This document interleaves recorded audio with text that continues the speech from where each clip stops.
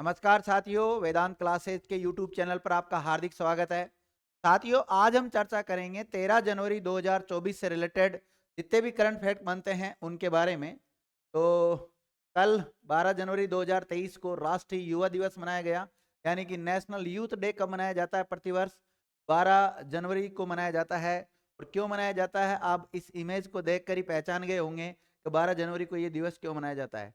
क्योंकि भारत के महान दार्शनिक और आध्यात्मिक नेता स्वामी विवेकानंद जी की जयंती होती है। इस दिन ये राष्ट्रीय युवा दिवस इन्हीं जयंती के अवसर पर मनाया जाता है।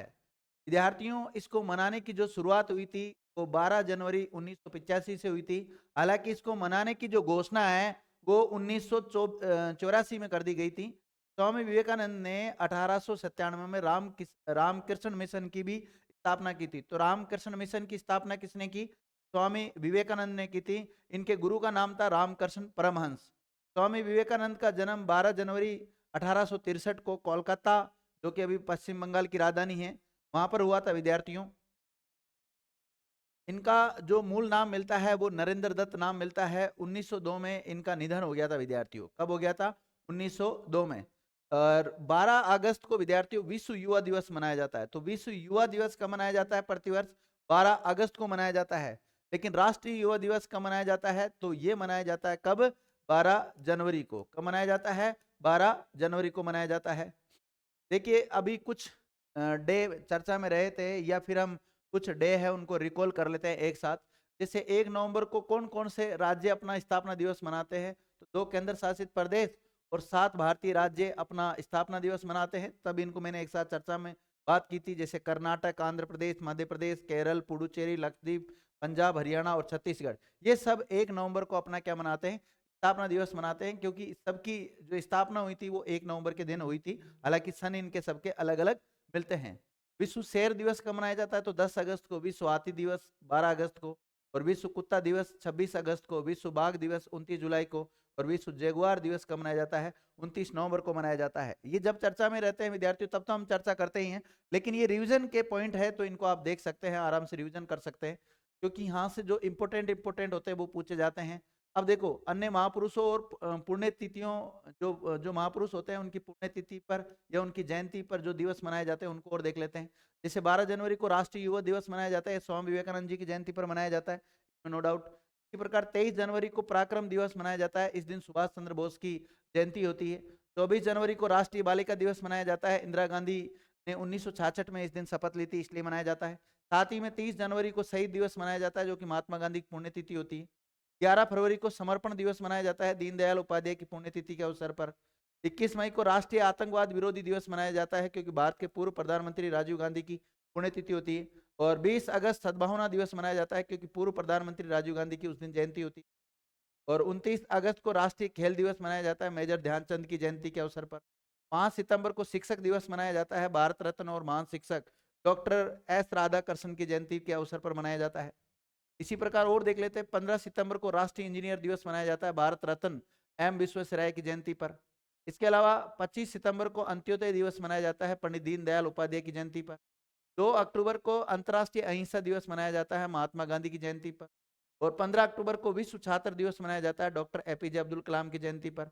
31 अक्टूबर को राष्ट्रीय एकता दिवस मनाया जाता है, इस दिन सरदार वल्लभ भाई पटेल की जयंती होती है इसलिए। और 14 नवंबर को बाल दिवस मनाया जाता है, भारत के पहले प्रधानमंत्री जवाहरलाल नेहरू की जयंती होती है इस दिन। आती में 6 दिसंबर को महापरिनिर्वाण दिवस मनाया जाता है, क्योंकि इस दिन डॉक्टर बी आर अम्बेडकर की क्या होती है? पुण्यतिथि होती है विद्यार्थियों। और 23 दिसंबर को राष्ट्रीय किसान दिवस मनाया जाता है, इस दिन पूर्व प्रधानमंत्री चौधरी चरण सिंह की जयंती होती है। और 25 दिसंबर को सुशासन दिवस मनाया जाता है, क्योंकि पूर्व प्रधानमंत्री जो अटल बिहारी वाजपेयी हैं उनकी जयंती होती है इस दिन। अगला फैक्ट है कि हाल ही में हैंडले पासपोर्ट इंडेक्स 2024 में जो भारतीय पासपोर्ट है उसका जो स्थान है वो कौन सा? 80 नंबर का रहा है विद्यार्थियों। देखिए, जो हैंडले पासपोर्ट रिपोर्ट है ये प्रति 6 महीने के बाद जारी की जाती है, और 1 साल में 2 बार जारी की जाती है। मतलब पिछली बार जब अभी इसको किया गया था, और कब कब किया जाता है? एक तो जनवरी महीने में और एक जुलाई के महीने में। तो पिछली बार जुलाई 2024-23 में जब इसको जारी किया गया, जब भी 80 नंबर का स्थान था। और इस बार भी इसका जब जनवरी में किया गया, तो ये भारत का जो पासपोर्ट है उसका स्थान कौन सा रहा? 80 रहा है। वो डिटेल जान लेते हैं। ये 6-6 माह में जारी किया जाता है, जनवरी और जुलाई में जारी किया जाता है। ये भारतीय नागरिकों को बिना वीजा 62 देशों की यात्रा करने की अनुमति देता है। भारत अपनी रैंक उज्बेकिस्तान के साथ साझा करता है, मतलब उज्बेकिस्तान और भारत की स्थिति लगभग सेम है। अगर पहला स्थान देखें इसमें, तो पहला स्थान विद्यार्थियों फ्रांस, जर्मनी, इटली और जापान और सिंगापुर का है। इनकी जो वीजा फ्री एक्सेस है वो 194 है। वीजा फ्री एक्सेस से मतलब है कि ये 194 देशों में जा सकते हैं वीजा फ्री। आप जानते तो है ना, मतलब पासपोर्ट क्या होता है, वीजा क्या होता है? अगर नहीं जानते मुझे बता देना, मैं कमेंट करके आपको जवाब दे दूंगा या नेक्स्ट वीडियो उसके ऊपर लेके आ जाऊंगा। देखिए दूसरा स्थान किसका है? दक्षिण कोरिया का, फिर स्वीडन और फिनलैंड का एक साथ है, इनका 193 वीजा फ्री एक्सेस के साथ है। तीसरा स्थान है ऑस्ट्रेलिया, ऑस्ट्रिया, डेनमार्क, आयरलैंड और नीदरलैंड का 192 वीजा फ्री एक्सेस है। और भारत के कितना वीजा फ्री एक्सेस है? 6 देशों के साथ वीजा फ्री एक्सेस रहा है। और भारत के पड़ोसी देश की बात करें पाकिस्तान की, तो ऑल ओवर इसकी रैंकिंग 101वीं है। कौन सी है? 101वीं है। और भारत की कौन सी है? भारत की रैंकिंग विद्यार्थियों 80 है। ये है 80 है। तो कई बार हम हमारा पड़ोसी की स्थिति देखते हैं कि हमारे पड़ोसी की स्थिति कैसा है, क्योंकि हमारा पड़ोसी दुखी, तो हम अगर उससे बेहतर कंडीशन में है तो हमें कोई दिक्कत नहीं, हम खुश रह लेते हैं। लेकिन हमारा पड़ोसी खुश नहीं रहना चाहिए। तो इसी प्रकार पाकिस्तान के बारे में हम जरूर देखते हैं कि पाकिस्तान में, हालांकि पाकिस्तान को हम विद्यार्थियों एनिमी कंट्री मानते हैं, दुश्मन देश मानते हैं, उसके पीछे कई कारण हैं, पर मैं किसी प्रकार की बात नहीं करना चाहता आपके साथ। देखो महत्वपूर्ण सूचकांक जो 2023 में जारी किए गए उनको देख लेते हैं। 2024 वाला भी जैसे अभी आया, हेनले पासपोर्ट इंडेक्स 2024 में भारत के स्थान कौन सा? 80वां। सीधा सीधा प्रश्न बन जाता है। एमएसएमई एम सूचकांक में भारत का स्थान कौन सा? दूसरा। स्टार्टअप फंडिंग वैश्विक रैंकिंग में कौन सा स्थान है? चौथा। जलवायु परिवर्तन प्रदर्शन सूचकांक में भारत का स्थान कौन सा? 7वां। और विश्व डिजिटल प्रतिस्पर्धा रैंकिंग में भारत अपना स्थान कौन सा रखता है? 49वां नंबर का रखता है। महिला नेतृत्व वाले स्टार्टअप में तीसरा स्थान है। कर्मचारियों की वेल बींग यानी भलाई की ग्लोबल रेटिंग में कौन सा स्थान है? दूसरा। वैश्विक आवास मूल्य वृद्धि सूचकांक में कौन सा है? चौथा, मुंबई। और हाल ही में वैश्विक शोध फर्म स्टेटिस्टिका के अनुसार 17 फिनटेक यूनिकॉर्न के साथ तीसरे स्थान पर रहा विद्यार्थी भारत, इस समय भी चर्चा में रहा था। इसके अलावा नोड लेयर की ग्लोबल रिमोट वर्क इंडेक्स 2023 में भारत के स्थान 64वां है। इसी प्रकार मर्सर की वैश्विक पेंशन सूचकांक 2023 जारी की गई थी, उसमें 45वां नंबर था। सीडब्ल्यू ग्लोबल हंगर इंडेक्स 2023 में 111वें नंबर पर रहा Bharat. ओकला global mobile speed ranking 2023 में भारत का स्थान कौन सा रहा? 47वां नंबर रहा। और WIPO ग्लोबल इनोवेशन इंडेक्स 2023 में 40वां स्थान रहा। इसी प्रकार IMD की वर्ल्ड टैलेंट रैंकिंग 2023 में 56वां स्थान भारत का रहा। ये सारा रिकॉल कर लो विद्यार्थी, यहाँ से प्रश्न सीधा सीधा बनेगा, ध्यान रखना। RWB जिसको रिपोर्टर विथ बॉर्डर कहते हैं, इसने विश्व प्रेस स्वतंत्रता सूचकांक जारी किया गया, भारत का स्थान 161वां था। ये प्रकार जो IMD वैश्विक प्रतिस्पर्धा सूचकांक 2023 है, इसमें भारत का स्थान 40वां है। कौन सा है? 40वां है। और WEF यानी कि वर्ल्ड इकोनॉमिक फोरम की ग्लोबल जेंडर गैप इंडेक्स 2022 में 127वें नंबर पर रहा। हेके की जो वार्षिक दुख सूचकांक है 2022 वाला, उसमें 103 स्थान पे है। वही खुशहाली के मामले में देखें तो 123वें स्थान पर रहा है।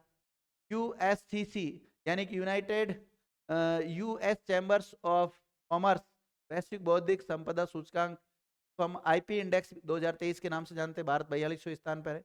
विश्व बैंक रसद संपदा में लॉजिस्टिक परफॉर्मेंस इंडेक्स 2023 में भारत 38वें नंबर पर रहा। हेनले पासपोर्ट इंडेक्स 2023 में 80 नंबर पर था। और हेनले पासपोर्ट इंडेक्स 2024 का जो जारी किया गया है, इसमें भी कौन सा स्थान भारत का? तो 80 नंबर का ही स्थान पे रहा है, 80वें नंबर पे रहा है। आगे देखिए, हाल ही में छत्तीसगढ़ सरकार ने तीर्थ यात्रा रामलला दर्शन योजना शुरू की विद्यार्थियों। ये छत्तीसगढ़ के द्वारा अभी हाल ही में ये योजना शुरू की गई है, थोड़ा चर्चा में रह रहा है विद्यार्थियों। कई बार यूपी भी हमें विकल्प में मिलेगा, तो यूपी ना होकर छत्तीसगढ़ है। कौन सा है? छत्तीसगढ़ है, ध्यान रखना। इस योजना के तहत छत्तीसगढ़ हर साल लगभग 20,000 निवासियों को श्री रामलला के दर्शन के लिए अयोध्या भेजेगा विद्यार्थियों, क्योंकि अयोध्या में विद्यार्थियों 22 जनवरी को उद्घाटन हो रहा है, ध्यान रखना। पहले चरण में 55 वर्ष से ऊपर के निवासियों को प्राथमिकता इसमें दी जाएगी इस योजना के तहत। और क्या है आगे देखिए, हाल ही में स्वच्छ सर्वेक्षण पुरस्कार 2023 प्रदान किया गया। तो स्वच्छ सर्वेक्षण ये पुरस्कार जो दिया गया है, देखिए इसको जो प्रदान करता है वो कौन है? भारत के राष्ट्रपति द्रौपदी मुर्मू के द्वारा इनको प्रदान किया गया। और इसका जो आयोजन है वो नई दिल्ली में हुआ विद्यार्थियों। 1 लाख से अधिक आबादी वाले शहरों की श्रेणी में भारत का सबसे स्वच्छ शहर किसको रखा गया? इंदौर को। और इंदौर कहाँ है? MP में। और दूसरा किसको रखा गया? सूरत को। इनको संयुक्त रूप से रखा गया विद्यार्थियों 1 लाख से अधिक आबादी वाले शहरों की श्रेणी में। तो सूरत और इंदौर एक साथ संयुक्त रूप दिया गया। 1 लाख से कम आबादी वाले शहरों की श्रेणी में देखें तो भारत का सबसे स्वच्छ शहर किसको कहा गया है? सासवाड़ को कहा गया है। और सासवाड़ कहाँ है? महाराष्ट्र में है। राज्यों की श्रेणी में सबसे स्वच्छ टॉप 3 राज्यों की बात करें तो टॉप 3 राज्य कौन से? महाराष्ट्र, मध्य प्रदेश और छत्तीसगढ़। यूपी के वाराणसी, प्रयागराज ने स्वच्छ गंगा शहरों में शीर्ष 2 स्थान प्राप्त किए हैं विद्यार्थियों। हेड को भी आप चर्चा में रहा है तो ध्यान रखना।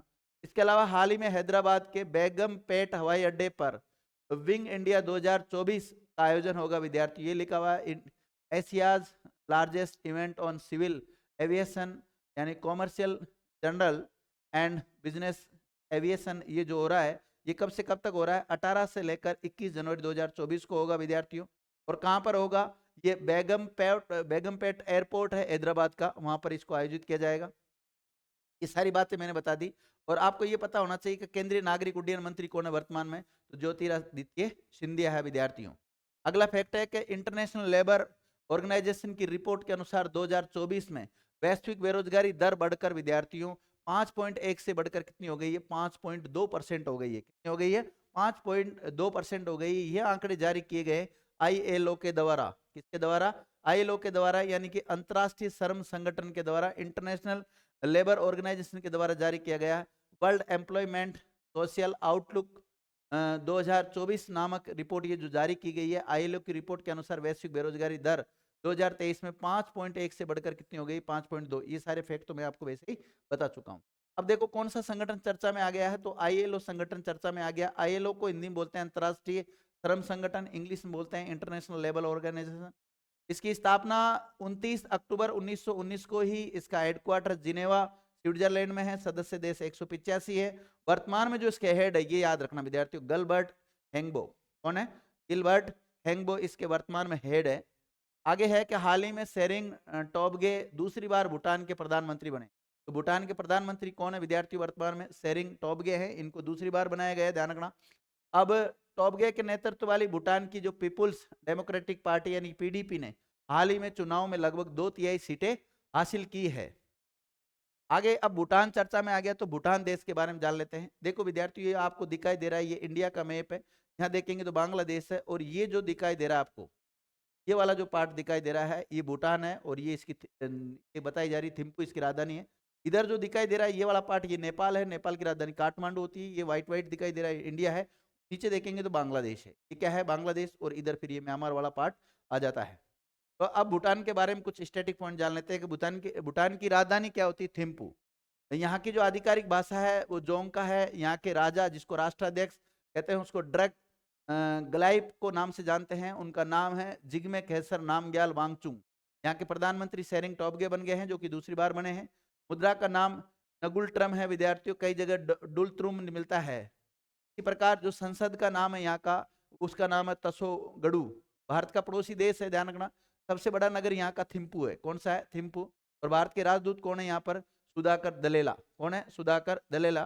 भारत के सहयोग से यहाँ पर एक विद्यार्थियों एक योजना चला रखी है, मागदेछु जल विद्युत परियोजना। तो मागदेछु जल विद्युत परियोजना है कहाँ पर? भूटान में। और कौन से देश की सहायता से चलाई जा रही? भारत की सहायता से इसको चलाया जा रहा है। ये अपना आजादी दिवस 17 दिसंबर को मनाता है, क्योंकि 17 दिसंबर 1907 को ये स्वतंत्र हुआ था। इसके राष्ट्रीय प्रतीकों की बात करें कि राष्ट्रीय पशु क्या? ताकिन, फूल, हिमालय या ब्लू पॉपी। पक्षी कौन है? रेवेन, कौवा। और राष्ट्रीय खेल क्या? तीरंदाजी। प्रमुख नृत्यों की बात करें, मास खेल, पाचाम, चाम डांस, याक चाम डांस, ये सब वगैरह यहाँ के प्रमुख नृत्य हैं। प्रमुख पर्वतों की बात करें तो कुला कानगरी और गंगखर पुनसुम सबसे ऊंचा पर्वत है, जो कि ब्लैक माउंटेन, चोमोलारी, ये सब यहाँ के प्रमुख पर्वत है। सीमा पर स्थित भारत के राज्य कौन कौन से हैं? अरुणाचल प्रदेश है, आसाम है, सिक्किम है, पश्चिम बंगाल है। इसके साथ जो सीमा लगाता है वो 699 किलोमीटर सीमा लगती है। प्रमुख नदियों की बात करें तो मानस नदी भूटान की सबसे लंबी नदी मानी जाती है। इसके अलावा भूटान कब कब चर्चा में रहा था विद्यार्थियों? तो ये रहा भूटान असम राज्य की सीमा पर 1000 वर्ग किलोमीटर हरित शहर यानी ग्रीन सिटी डेवलप कर रहा है, उसका अनावरण किया था, उस समय चर्चा में रहा था। उसके अलावा भूटान आवास कुत्तों को नसबंदी करने वाला दुनिया का पहला देश बन गया विद्यार्थी। तो कुत्तों की नसबंदी करने वाला पहला देश कौन सा बना था? अभी हाल ही में भूटान बना था, जब भी ये चर्चा में रहा था। इसके अलावा हाल ही में कुछ नियुक्तियां हुई हैं, उनको हम देख लेते हैं। जैसे अरुणा नायर रेलवे बोर्ड की सचिव बनी है। रघुराम अय्यर भारतीय ओलंपिक संघ के सीईओ बनाए गए हैं। विकासशील को एशियाई विकास बैंक का कार्यकारी निदेशक नियुक्त किया गया। इंद्रमणि को बिम्स्टेक का अध्यक्ष बनाया गया। जस्टिस संजीव खन्ना को नालसा का कार्यकारी अध्यक्ष नियुक्त किया गया। जब भी चर्चा में रहा। करण अडानी को अडानी पोर्ट्स का नया मैनेजिंग डायरेक्टर नियुक्त किया गया। गीतिका मेहता को निविया इंडिया के एमडी बनाया गया और साथ ही में अरविंद पनगड़िया को 16वें वित्त आयोग का अध्यक्ष बनाया गया। जब भी चर्चा में रहा था। प्रमोद अग्रवाल को बीएससी बॉम्बे स्टॉक एक्सचेंज ई है के अध्यक्ष के रूप में नियुक्त किया गया। साथ ही भजनलाल शर्मा राजस्थान के सीएम बने। डॉक्टर मोहन यादव मध्य प्रदेश के, विष्णुदेव साय छत्तीसगढ़ के सीएम बने जो कि पहले आदिवासी मुख्यमंत्री है। लाल दुहोमा मिजोरम के बने। रेवत रेड्डी तेलंगाना के सीएम बने। तब भी चर्चा में रहा था। ये कुछ प्रधानमंत्री और राष्ट्रपतियों की नियुक्ति है, उनको देख लेते हैं। भूटान के कौन बन गए? शेरिंग टोब्गो। और फ्रांस के सबसे युवा प्रधानमंत्री अभी नियुक्त किए गए विद्यार्थी इमैनुअल मैक्रोन, जो वहां के राष्ट्रपति, उनके द्वारा गैब्रियल अटल उनका नाम है। कुवैत के नए अमीर कौन बने हैं? तो वो बने शेख मैसाल अल अहमद अल जबर अल सबा। अर्जेंटीना के नए राष्ट्रपति जेवियर माइली बन गए हैं। और पोलैंड के जो अगले प्रधानमंत्री है वो डोनाल्ड टस्क को बनाया गया है। साथ ही में लग्जमबर्ग का नया प्रधानमंत्री ल्यूक फ्रीडेन को बनाया गया और फिनलैंड के नए प्रधानमंत्री पेटेरी ऑर्पो को बनाया गया। लातविया के राष्ट्रपति एडगर रिंकेविक्स बन गए हैं और पैराग्वा के राष्ट्रपति संतियांगो पेना बन गए हैं। ध्यान रखना। अगला फैक्ट है कि हाल ही में समीर कुमार सिन्हा को रक्षा मंत्रालय के अतिरिक्त सचिव और महानिदेशक के रूप में नियुक्त किया गया है। तो विद्यार्थियों समीर कुमार सिन्हा जी को अभी हाल ही में इसमें नियुक्त किया गया है। ये असम मेघालय कैडर के 1994 बैच के आईएएस ऑफिसर है। विद्यार्थियों कैसे ऑफिसर है? आईएएस ऑफिसर, भारतीय प्रशासनिक सेवा के अधिकारी हैं। वहीं गृह मंत्रालय में जो संयुक्त सचिव का पद संभाल रहे जो संजीव कुमार जिंदल जी है, उनको अतिरिक्त सचिव के पद पर पदोन्नत भी किया गया है। अगला है कि हाल ही में नासिक महाराष्ट्र में राष्ट्रीय युवा महोत्सव आयोजित किया गया। तो अभी हाल ही में 12 जनवरी को राष्ट्रीय युवा महोत्सव हुआ है। वो कहां पर हुआ? नासिक महाराष्ट्र में आयोजित किया गया है। देखो, इसका उद्घाटन किया प्रधानमंत्री नरेंद्र मोदी जी, वहां पर पहुंचे हैं। और कब किया गया? 12 जनवरी को किया गया। उस दिन क्या होती है? स्वामी विवेकानंद जी की जयंती होती है। अभी कवर किया हमने। इसकी जो थीम थी 2047 तक मेरा भारत विकसित भारत युवाओं के द्वारा युवाओं के लिए, ठीक है, ये इसकी थीम थी। 26वां अभी जो मनाया गया विद्यार्थी 27वां था और 26वां राष्ट्रीय युवा महोत्सव जो मनाया गया वो कर्नाटक के हुबली में मनाया गया था। तो देखिए 26वें नंबर का हुबली में, कहां पर हुआ? हुबली में। और 27वें नंबर का कहां हुआ है? नासिक में। कहां हुआ? नासिक में। याद रखना, नासिक पड़ता है महाराष्ट्र में, हुबली पड़ता है कर्नाटक में। वहां पर आयोजित हुआ है और 12 जनवरी को ही होता है। अब महाराष्ट्र चर्चा में आ गया तो महाराष्ट्र के बारे में कुछ स्टैटिक पॉइंट जानते हैं। महाराष्ट्र की राजधानी वैसे मुंबई होती है, लेकिन अगर शीतकालीन और उसको देखे, विंटर को देखे, तो दो होती है, मुंबई और नागपुर। 1 मई 1960 को यह अलग हुआ था। मतलब बॉम्बे प्रांत था, उसको पृथक करके बॉम्बे प्रांत का विभाजन करके, किसका? बॉम्बे प्रांत का विभाजन करके 2 राज्य बनाए गए, महाराष्ट्र और गुजरात। जो गुजराती भाषा बोलने वाले हैं उनको गुजरात बनाया गया और जो मराठी भाषा बोलने वाले था उनका क्या बनाया गया? महाराष्ट्र बनाया गया विद्यार्थियों। जो इसकी सीमा है 6 राज्यों के साथ लगती है, गुजरात, एमपी, छत्तीसगढ़, तेलंगाना, कर्नाटक और गोवा। गोवा वर्तमान में विद्यार्थी यहाँ का जो सीएम है वो कौन है? एकनाथ शिंदे जी है, जो कि शिवसेना पार्टी संबंधित है। उप मुख्यमंत्री अजित पवार और देवेंद्र फडणवीस है। वर्तमान में राज्यपाल कौन है? यहाँ के रमेश बैस है। लोकसभा सीट यहाँ से 48 जाती हैं, राज्यसभा सीट 19 जाती हैं, विधानसभा की सीट 288 है और विधान परिषद की सीटें 78 है। राज्य पशु यहाँ का भारतीय विशाल गिलहरी होता है और राज्य वृक्ष आम है। और इसके अलावा यहाँ पर लोनार झील भी है जो कि उल्का पिंड से निर्मित है, जनसंख्या की दृष्टि से सबसे बड़ा राज्य है। और संजय गांधी और गुकुमल नवेगांव नेशनल पार्क यहीं है। यहाँ पे जिलों की संख्या 36 है। वाहन अक्सर MH होता है। क्या होता है? MH होता है। और यहाँ का जो विधानमंडल है वो द्विसदनात्मक है। कैसा है? द्विसदनात्मक है। यहाँ पर जो त्योहार मनाए जाते हैं जैसे शिवाजी उत्सव, गणेश चतुर्थी वगैरह मनाए जाते हैं प्रमुख रूप से। चर्चित स्थलों में औरंगाबाद, पुणे, मुंबई, महाबलेश्वर, नासिक वगैरह आ जाते हैं। लोक नृत्यों में लावणी, पोवाड़ा, होली किया जाता है। अगर यहाँ दर्रों की बात करें तो भोरघाट, थालघाट, अंबा घाट सब है। नेशनल पार्क ताड़ोवा राष्ट्रीय उद्यान, चंदोली राष्ट्रीय उद्यान, भीमा शंकर वन्यजीव अभ्यारण्य सब यही है। झील कौन कौन सी? यहाँ पर लोनार झील जो कि 50,000 पहले बनी थी, सेवालों के कारण इसका गुलाबी रंग हो जाता है। उल्का पिंड के गिरने से इसका निर्माण हुआ था, कुछ व्यक्ति ऐसे कहते हैं। और उपवन झील है यहाँ पर, शिव सागर झील है, विहार झील है और वेन्ना झील है यहाँ पर। ठीक है, आगे देखते हैं। हाल ही में अंतर्राष्ट्रीय हॉकी महासंघ जिसे कहते हैं FIH ने वाईकॉम 18 के साथ 4 साल के लिए मीडिया राइट्स की साझेदारी की। तो विद्यार्थियों किसके साथ ये साझेदारी की गई है? वाईकॉम 80 के साथ ये साझेदारी की गई है और ये साझेदारी 2023 से लेकर 2027 तक चलेगी। वाईकॉम 18 चैनल आगामी FIH hockey Olympic qualifier FIH hockey 5S विश्व कप बहुप्रतीक्षित FIH हॉकी प्रोफेसर लीग जो प्रो लीग होती है विद्यार्थियों उनका सीकर कार्यक्रम सहित कई रोमांचक कार्यक्रमों का प्रसारण करने के लिए तैयार है। वाईकॉम 18 रिलायंस ग्रुप के स्वामित्व वाली एक कंपनी है, ध्यान रखना। अब FIH चर्चा में आ गया तो इसके बारे में कुछ स्टैटिक पॉइंट जान लेते हैं। इसका पूरा नाम होता है इंटरनेशनल हॉकी फेडरेशन। क्या होता है? इंटरनेशनल हॉकी फेडरेशन होता है। ये मैदानी क्षेत्र और इंडोर मैदानी हॉकी में संचालित करने वाली अंतर्राष्ट्रीय निकाय है और इसको हिंदी में बोलते हैं अंतर्राष्ट्रीय हॉकी महासंघ। इसकी स्थापना 7 जनवरी 1924 को हुई और इसकी स्थापना करने में जो श्रेय दिया जाता है वो पाल लिएते को जाता है और इसके पहले अध्यक्ष भी कौन बने थे? पाल लिएते बने थे विद्यार्थियों। वर्तमान में इसका हेडक्वार्टर लुसान स्विट्जरलैंड में है और वर्तमान में अध्यक्ष कौन है? तैयब अकरम जी है। और हॉकी विश्व कप FIH के तत्वाधान में ही होता है। सिद्धांत फेयर प्ले दोस्ती हमेशा के लिए, इस सिद्धांत पर यह काम करता है। अधिकार क्षेत्र इसकी पूरी दुनिया है। आधिकारिक भाषा में अंग्रेजी और फ्रेंच है। संबद्धता किससे रखता है? तो अंतरराष्ट्रीय ओलंपिक समिति है से ये संबद्धता रखता है। कब कब चर्चा में रहता है? तो हाल ही में सविता पूनिया ने लगातार तीसरी बार FIH goalkeeper of the year 2023 जीता। अगर पुरुषों में देखें विद्यार्थियों तो FIH player of the year किसने जीता है? तो वो जीता है हार्दिक सिंह ने। किसने? हार्दिक सिंह ने दिखा था जब ये चर्चा में रहा था। आज का विद्यार्थी जो मोटिवेशनल कोड है वो बड़ी सफलता हासिल करने के लिए लंबे समय तक परिश्रम करना होता है। यदि विद्यार्थियों आपका टारगेट बड़ा है, अच्छी ऊंची हाई लेवल की आप सर्विसेज की तैयारी कर रहे हैं तो आपको थोड़ा समय लग सकता है। आप निराश ना हो, लगातार प्रयास करते रहिए, आपको एक दिन सफलता जरूर मिलेगी। और इसी के साथ आज की क्लास ऑफ करते हैं। Thank you.